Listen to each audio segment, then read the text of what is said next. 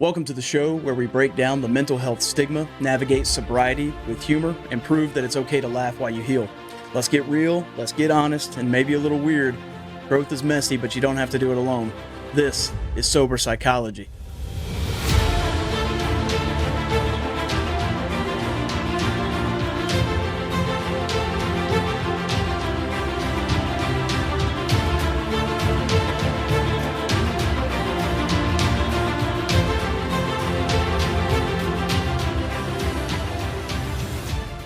Ladies and gentlemen, welcome back. Come on in, get close, gather round. We are on episode 9. This episode is going to be about setting boundaries. This is going to be about telling people off in the most loving way. This is going to be about setting up your healthy walls to protect yourself. This is going to be about improving most aspects of your social life. This is going to be about protecting your peace.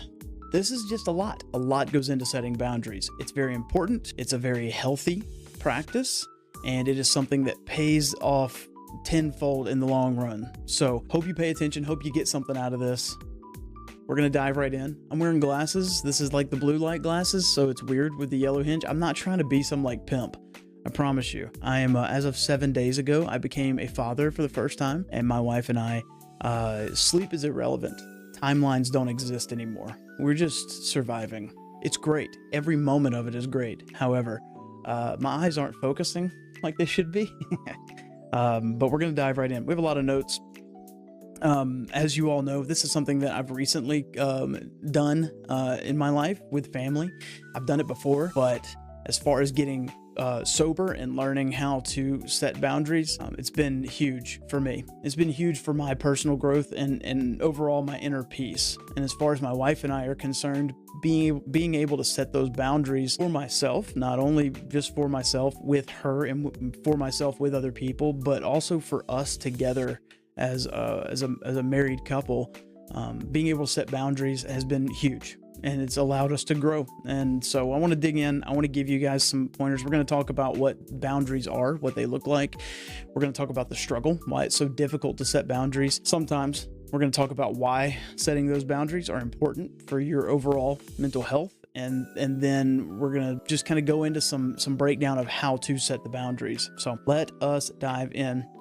I'm going to take it at the beginning from like a spiritual approach, right? Because this is what I'm trying to do with all of these episodes, is have not only the spiritual implementation of the spirituality, but then also the psychological implementation, and then addiction, recovery, substance abuse, come in from all different angles. So first off, I think in society, one of the biggest struggles is that we're taught to be nice. And so setting boundaries becomes difficult. We're taught to be nice from, you think about raising a child. You're always teaching them to be nice and show respect. And then you get a little bit older and it's still showing respect and being nice. And you want to be a likable person. You want to be nice to everybody else. But I think that we oftentimes confuse the niceties with kindness, right? You can be kind and you can still be considered nice, if you will, while setting these boundaries. Being nice does not mean that you just let people run you over again and again and again. You still have to take care of yourself, right? It's tough to look at, and it depends on how you look at boundaries from a biblical stance. You could make the argument that from the beginning, God started creating boundaries when he was separating the heavens from the earth, and the land from the water. Night from day. Like, there were boundaries that were starting to be set. I think that's a little bit of a stretch, and that one's tough for me. When as far as like the inner peace is concerned, I've been called as a Christian to love God, love others, right? So there's the tolerance aspect of that, to tolerate other people, to love them as human beings. I still love you. However, if you're toxic and harmful, I'm not going to keep drawing close. I'm not going to let you be toxic and harmful to me in my life. This is really difficult with addicts and alcoholics, because oftentimes the people that we keep in our lives are the ones who are enabling us. All the while we're being toxic and harmful. So these people have to learn to start drawing boundaries. That normally looks like getting to a point where, okay, I'm not going to let this happen again. You cannot come back into my home until you're clean. Or, you know, like I've told you, like with my story, when I went to jail for the third, fourth, fifth time, whatever it was, the terms for me to have someone help me bail me out was that I have to go to rehab. So these are healthy boundaries that are being set because we're not going to tolerate this toxic behavior anymore, right? And so from a non-alcoholic addict perspective, how often do we deal with this? You know, go back and look at the last 8 episodes. We've been talking about, you know, toxic family members, narcissists, just people that are in your life that are constantly causing you harm. And especially when you get married too. When you get married, you're not becoming part of somebody's family, and your spouse is not becoming part of your family. You and your spouse create your own family. That is now your family. And you can be involved with other families, but you're severed now. Like, this is your family. Your job is to protect it. My wife is not part of my family. She's not an extension of that. She is a family with me. That's it. Same thing with her. I'm not part. She didn't add me to her family. We are our own family. And now that we just had a child, he is part of our family. And so when you have that dynamic, you want to be very conscious of the boundaries that you set. And this can look simple, like, hey, we're not going to travel every Christmas to go see family. You know, my wife's family is a 14-hour drive away. Like, we're not going to go see you every holiday. A boundary that we're going to now set is, you know, maybe once a year we'll try and come see you. Or we make the decision, hey, once a year around this time, we will come see you. Or twice a year, whatever you and your spouse come together on. But these boundaries are very helpful. For me, in the Bible, if you look at Galatians 5, it talks a lot about kindness as a fruit of the Spirit. And this is, again, going back to it. Just because you're setting boundaries doesn't mean you have to be an ass to everybody, right? We're not saying that you have to be a jerk in order to set these boundaries. But we also understand that as a fruit of the Spirit, you're looking to produce a good harvest, right? And so to me, and maybe it's a stretch, but this is how I kind of translated it. So Galatians 6:7, the next chapter, do not be misled. You cannot mock the justice of God. You will always harvest what you plant. You will reap what you will sow, right? And so when we get to a point where we know why and how God wants us to establish these boundaries, we can walk in our purpose, right? If I'm doing all of this out of anger, if I'm doing all of these boundaries out of resentment, if I'm looking just to hurt somebody else, I'm going to reap what I'm sowing here, right? I'm planting this negativity. I'm putting in this seed of hate. I'm going to get that back. But if I go from it, if I approach it in a way of being humble and saying, God, this is really getting at me. Like, how do you want me to handle this? And, you know, you still love the other person. You still care about the other person. But if you feel like you need to be having those boundaries and you're doing it out of love, not only loving them, but loving yourself, right? Then you're going to end up reaping that, right? And so, like I've said, like with my family, right before the birth of our child, I called out toxic behavior, and then I immediately got labeled as the dysfunctional one for doing that, right? And that's what happens in a toxic family situation. However, I did not set boundaries out of hatred. I did not set boundaries out of resentment. I set boundaries because I care about my wife. I care about my child, and I care about what we're allowing into bubble, our protective bubble, right? And so by doing that, I have the clarity. I know that that's where God wants me to be, is protecting myself, my heart, my wife, her heart, my child, his well-being. And so being free from that anger, being free from that resentment, all while still setting those boundaries, it's hard to get to that point. And we've talked about it before. It almost feels like a loss of a family member or a friend whenever you set boundaries and they disrespect it. But that's where a good place to be is, right? Like, I'm leaning on discernment. I'm leaning on discernment of something greater than myself instead of just running off of my emotions, okay? And so when you have that purpose, when you gain that knowledge from God, you're able to walk, you know, and it's a not necessarily like an arrogant, I'm bowing my chest kind of thing, but I'm able to walk more freely in that and saying, okay, I set these boundaries. I'm not trying to hurt anybody. I'm going to keep moving forward. And maybe I've said it before. Maybe it's just because I say it in my head all the time, like setting boundaries, you know, with my dad, as toxic as he is, or my mom, as toxic as she is. Like, I don't hate them. I still want them to eat. You're just not going to do it at my damn table. You know, I still want you to eat. I still want you to thrive and be good, but you're just not going to do it around me. Like, good luck. See ya.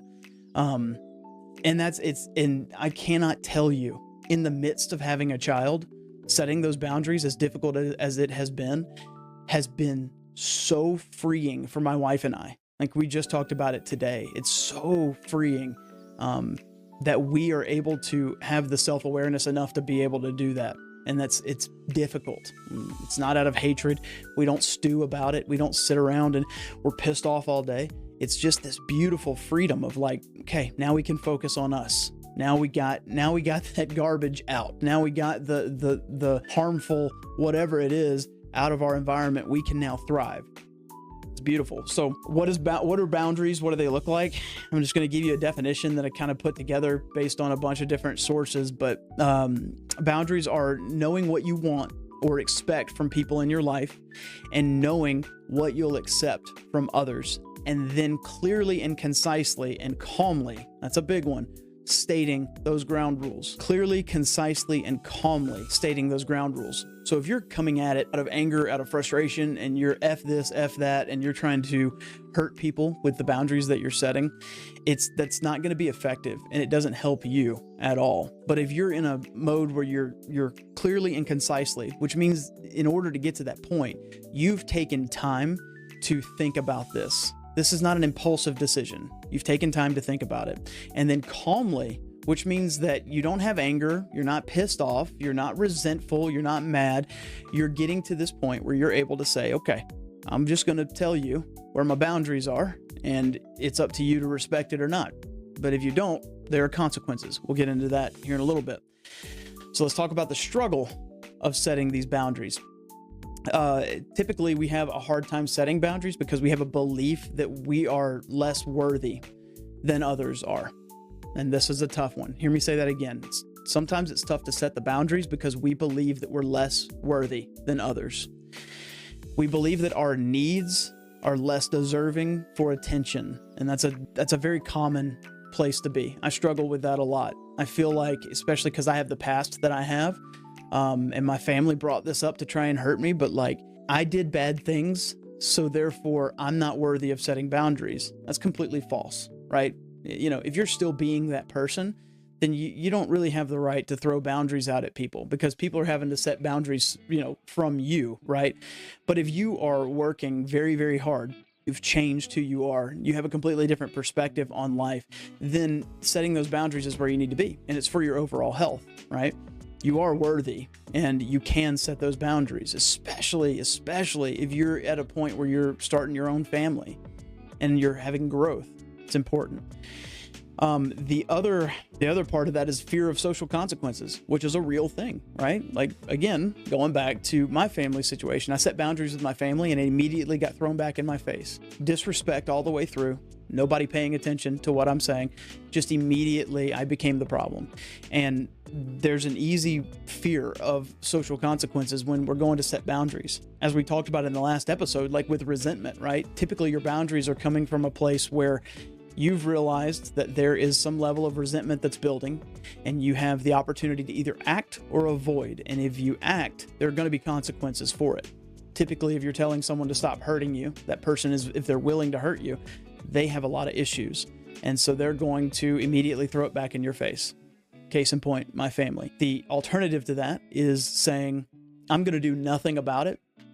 And that resentment begins to harbor. You end up being really, truthfully, resentful at yourself more than anything because you're not acting. So you choose to avoid, and then that turns into retaliation. That turns into revenge, and that's where it becomes very poisonous. So going back to this fear of social consequences, what we're doing, both of these, the fear of social consequences and the belief that you're less worthy than others, eventually it's going to lead to a loss of sight of your wants and needs. You end up meshing into what everybody else wants and needs. You don't set boundaries. You don't let anybody else know what it is that you're looking for. And so that becomes difficult because you lose yourself in it, right? Then you have the aspect of people pleasing, people pleasers, and they have a very hard time setting boundaries. People pleasing is not, it's not a clinical diagnosis, but it is a personality type. Typically, people pleasers have low self-worth. They have low assertiveness and they have low self-awareness. They have a tendency to over-apologize. They take blame when they're not at fault, and they overvalue the praise of others. And I've been that, and I still struggle with that sometimes. I want people to like me, sure, but I'm getting a lot better at it.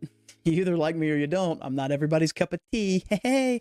But the cool thing about the people-pleasing aspect is that because it's a personality type, it's not a clinical diagnosis, it's not a mental disorder, it's just a personality type that you can work on to shift and adjust. It doesn't mean that you can't be liked by other people. It just means that you have to find the opportunity to work on being more assertive. But again, if you are someone who has low self-worth, low assertiveness, low self-awareness, a tendency to over-apologize or apologizing for things that aren't even your fault, and overvaluing praise of others, you're going to have a hard time setting these boundaries. So you have to learn to assert yourself. You have to learn to make others understand your limits. You can't force them to do it, but you can make them understand, hey, here, this is where I'm stopping. You have to stick to that though, and that's tough. And then you have to begin putting your needs first. People pleasers, again, have a hard time with this because people pleasers tend to be those who like to do things for others so much so that they ignore themselves because you think that you're not worthy of doing anything for yourself. And if you do something for yourself, you're a selfish sack of you know what. So saying no in this situation is saying yes to yourself. Okay. You don't have to be a jerk about it. Just being assertive. This is what I want and this is what I need. And I would like for that to be met. And if it's disrespected, time to move on. Okay. So here's some types of boundaries real quick. We've got the emotional, which is just protecting your emotional well-being. We've got the physical, which is protecting your physical space. Okay. We've got the sexual boundaries, protecting your needs and safety sexually. Workplace, which is your work-life balance. Material boundaries, which are your just personal belongings, your property. And then you've got time. It's the use and misuse of your time, right? These are all like simple examples of what boundaries can look like, and none of them are wrong. If you're needing some protecting from an emotional stance, if you know that every time you go into an environment and people are berating you and they're making fun of you or whatever, you've got that type of friend group set up and you don't handle that very well, maybe saying something along the lines of like, hey, can we just tone it down a notch? Like and be honest with yourself and be honest with them. Like, so what if you get made fun of? Like that immediately lets you know if you need to be around those people. But hey, I'm a little more sensitive than I let on. And this stuff really digs at me. And I take it as like a reflection of me. It's something I need to work on. But like for the time being, can we just not, joke about this and that? Okay, great. And hopefully people will respect that. Same thing. Like with sexual boundaries, you can do this. Like this is important in a relationship. Like what are your non-negotiables? Where do you want to be? What do you want? It doesn't have to be stopping somebody from doing something. It could also say, hey, I need more. I need this. This is something that I want. Can we talk about it? And if you're in a healthy relationship, if you're in that marriage where, your wife is honoring you, just like you should be honoring your wife, that is a communication point. That's not a turn off, and that's not someone feeling bad because you expressed yourself. Do it in a healthy way, clear, concise, calm. Find those boundaries, but it takes a lot of looking inward to figure out what these are. So here's why boundaries are important for mental health. It ensures that your needs are being met. It helps you to maintain balance. It's going to foster healthy relationships that are mutually beneficial and positive, for both parties. And then for like career success, that work-life balance is something that you're going to be able to use to help prevent the burnout. If you think, because probably you're a people pleaser, or you think that your worth is tied up in your job, then you're probably going to work 80 plus hours a week. I'm out here in West Texas. This is all oil field stuff. And I fell into that trap, right? I'd sit down and have a long day of work. And then at, 9:30, 10 o'clock at night, I'm getting a call to run out to New Mexico. So I got to go load up my truck. I got to drive 2.5 hours. I'm going to come home at 2 o'clock in the morning. And then I'm going to still have to be up and be at work at 7. Well, where's time for family? Where's time for yourself? That's burnout. Now, my boundaries should be, hey, when I'm at home, whether it's 7 o'clock, 6 o'clock at night, whatever, I'm off the clock. My phone doesn't work. I'm done.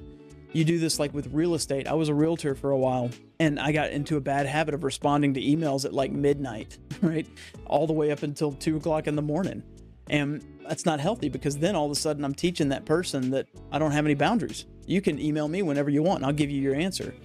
So the time that I don't give you your answer, now you're mad at me. What I should have done is set those boundaries. And you can do this in, like, say, an email signature. Hey, my name is so-and-so. I'm available between these times, yada, yada, that's it. Or in your initial communication. Hey, just letting you know, like, I got a family at home. I got a wife at home. Like, I'm not going to be able to respond to your phone calls after about 7 o'clock. Okay, cool. That's a healthy boundary. If they don't respect that, see ya. Bye. It's that easy. And it's a simple concept. It's a simple concept. It's not easy. I'm not trying to dull it down here, but so here are some ways how to set boundaries. Prioritize your self-care. You prioritize the quality with the ones that reframe how you think about your boundaries. Okay. So I like to do woodworking. I like to work out. I like to play sports. I like to play video games. Obviously, I'm not going to be able to do all of those, but if I want to sit down for a couple of hours and play video games, if I want to go in the garage for a couple of hours and work on a project, if I know that I just need that mental space to be cleared out to let me work on something, then I'm going to make that for myself, right? And I feel like I've done a good job of this. In my first marriage, I didn't. I would just do what I wanted when I wanted and leave me alone. Don't talk to me until then. Really, it was an excuse just to drink. But now, like with my wife, if I'm going to sit down and play video games, I'm going to let her know, like, hey, I really want to play games. Like, is it okay if I do that tonight? Sure. It's not every single night. And if it does get to that point, I'll leave that door open. Like, hey, tell me if it's getting to be too much. Obviously, now that I have a kid, I made the joke the other day, or, our baby was up screaming and crying, and my wife and I have been kind of taking shifts back and forth, and she had been with the baby for a while. She had let me sleep a little bit, and I was like, I'm gonna go play games. Is that okay? And she just shook her head. But like, in that point too, like, my wife's a people pleaser. She wants people to be happy with her, what she's saying. So she hasn't always been honest with me in regards to saying what she needs. I've had to drag that out of her, and she's done so much better. We've worked on this. Has been a constant work in progress. But now she's willing to be like, no, that's not a good idea. We're not going to do that, which is great. That's relieving to me, because now I know her boundaries, right? Boundaries are not going to set themselves. You have to be the one to set them. If you want the boundaries, you have to set the boundaries. Okay. So here's how we do that. You're going to need to identify your needs and your limits. This is where you reflect on what makes you comfortable and uncomfortable. Reflect and identify. This is where the internal searching happens, right? How am I discovering where my boundaries need to be? Okay. Am I someone who needs 8 hours of sleep a night, or can I make it on 6? So now, again, having a baby, I need to tell my wife, like, if I need 8 hours during the day, I'm either going to have to break that up, 2 hours here, 2 hours there, and I'm going to need to tag her in and say, hey, I need a little bit of a nap. Or I'm going to not do that, and I'm going to burn myself out. Those boundaries aren't going to set themselves, right? So it takes me learning about myself. So identify your needs and your limits. Number 2, communicate clearly and assertively. Assertively, I think oftentimes that word is connected with some type of negativity or anger. That's not at all what this is about. It's saying, hey, I've done the work. I know what I need. I'm going to tell you what I need. I'm not going to be all over the place, and I kind of need this, and I want this, and I think this is... No. I need this. I need an hour to myself. Is there a way that we can make that happen? Boom. There we go. I communicated clearly. I communicated assertively. In this process, you need to be using a lot of I statements. It's not you, and it's not putting the blame on anybody else.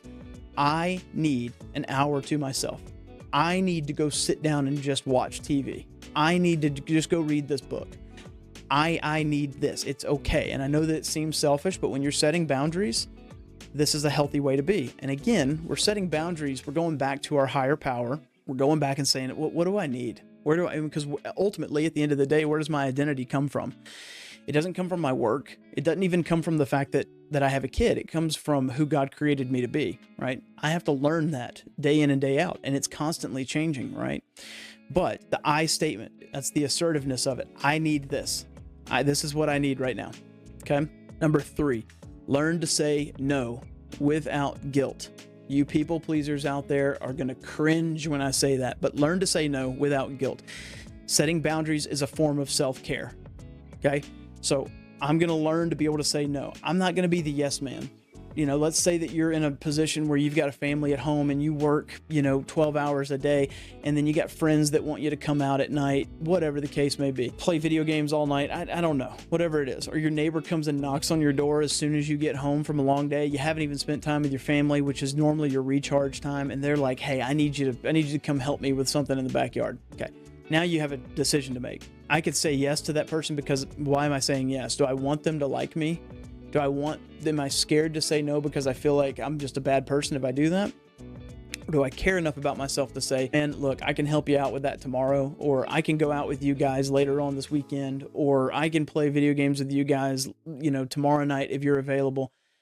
But right now, this is what, again, going back to the clear, concise, assertive way of saying, I need to just rest tonight. Bingo. That's it. Number 4, use consequences when necessary. And this is a big one too. This is where it starts to escalate a little bit. This is what I had to do with my family. Here are my boundaries, and this is what I need. And if they are not respected, this is what we're going to do. And I'm going to tell you what, please get in so close here. You better freaking stick to it. Do not disrespect yourself. Do not disrespect yourself and set these consequences for people disrespecting your boundaries. And then you in turn disrespect yourself because you folded. This is not an impulsive decision-making process. You had to identify your needs and limits. And number 2, you communicated those clearly and assertively. 3, you learned to say no without guilt. And then 4, you use the consequences when necessary. And you better stick to it. Please stick to it. If you stick to those boundaries, you stick to those consequences, people begin to understand, okay, they're serious about this. They're not going to budge. This is a boundary, right? It means no. And then the last one, prioritize self-awareness and consistency. Now this is, for me, this is quiet time. This is meditation. This is constantly learning about who I am. I'm constantly going back to God and being like, God, I'm so pissed off right now. Why am I mad? Or in those moments where it's calm, it's like, God, thank you so much for all of this. I don't deserve it. Like, why am I still in the midst of all of this goodness? Why do I still act like it's not enough? Or why am I not happy with it? And I'm starting to learn who I am, right? I'm starting to learn what I need. But this is where you're going to constantly check in with yourself. Be your biggest advocate in this situation. And then maintain the boundaries set to show others that you're serious. Like, this is how this prioritizing yourself comes into play. It's not selfish. And even if it is selfish, it's a healthy selfish, right? A lot of this is going to happen for you guys, and you're going to have a lot of people that will disrespect your boundaries. And I'm going to tell you this, and this is a big one.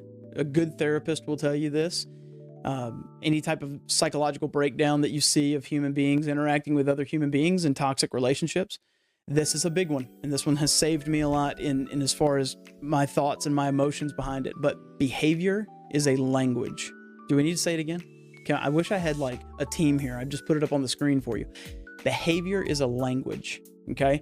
You have to understand that if people are disrespecting your boundaries, if they create some toxic environment or make you seem like the dysfunctional one because you're calling out what they're doing to hurt you, and they disrespect that and throw it back in your face, if they are gaslighting you, all of these things, that behavior is a language, and they're telling you that they don't want anything to do with you. Okay, that's just what it is. And sometimes that sucks to hear. That's a big pill to swallow. But you need to understand that. You need to understand that their language is that they want nothing to do with you. They're not going to respect you. They think so lowly of you that it doesn't matter what you say. And those are not the kind of people that you keep in your life. For your health, for your self-worth, for your self-image, whatever it is that you're looking to grow and increase in, other people's negative behavior is a language. And if that's the way they're acting, that's the way they feel about you. Stop trying to investigate it so much and think out of the situation and whatnot. That's just what it is. I've done this for the past year now, 2 years really, of keeping people in my life. I stayed in relationships with people in my life, friendships, family, whatever, because I felt like I had to have them, because if I didn't, then I'm the bad person. But I started realizing a trend in that. I'm the only one who's calling. I'm the only one who's putting in the effort for the relationship. And then when I don't, when I'm the one who doesn't, then instead of them reaching out and saying, hey, hadn't heard from you in a while, what's going on? I haven't been doing a good job of keeping up with you. I just wanted to catch up. Instead of them doing that, it was all me. I'm supposed to do that. And I started to learn very quickly where my value was. And it's not that, again, I don't hate these people, but one of my internal boundaries, I didn't even have to speak it out loud, but one of my internal boundaries was, I'm not going to be the one to put in the majority of effort in friendships. I'm not going to be the one that puts in the majority of the effort in family. You want me in your life, show it. Case in point. And that the same goes for me. If I never call you and I never keep up with you, that's not showing you that I want you in my life, right? So behavior is a language. Stick to it. So again, we're going to go back to the quick 5 ways to set boundaries. Identify your needs and limits, which is where you're going to reflect on what makes you comfortable. Communicate clearly and assertively. You do this by using I statements. You have to know what you want. Number 3, learn to say no without guilt. Setting boundaries is a form of self-care. Saying no to someone else is saying yes to yourself sometimes. Number 4, use consequences when necessary. You keep disrespecting my boundaries, I'm sticking to my ground. I told you this is what's going to happen. And you kept on disrespecting it. So stick to it. Follow through. Number 5, prioritize self-awareness and consistency. Constantly check in with yourself. Maintain those boundaries that you set in order to show others that you're serious. Boundaries is very important. It's going to help you grow in your relationships. It's going to help you grow individually. It helps you grow in your career, helps you grow as a parent. This is for you, right? So stick to it. If you have any questions about it, hit me up. Again, all I can do right now is offer you my experiences. I'm not trained. I'm not a licensed therapist, but I'm here to help you guys out. We're here to navigate these crazy waters. But love you guys. Thank you so much for tuning in week after week. Keep your heads up. Keep your heart open. Go help somebody. See ya.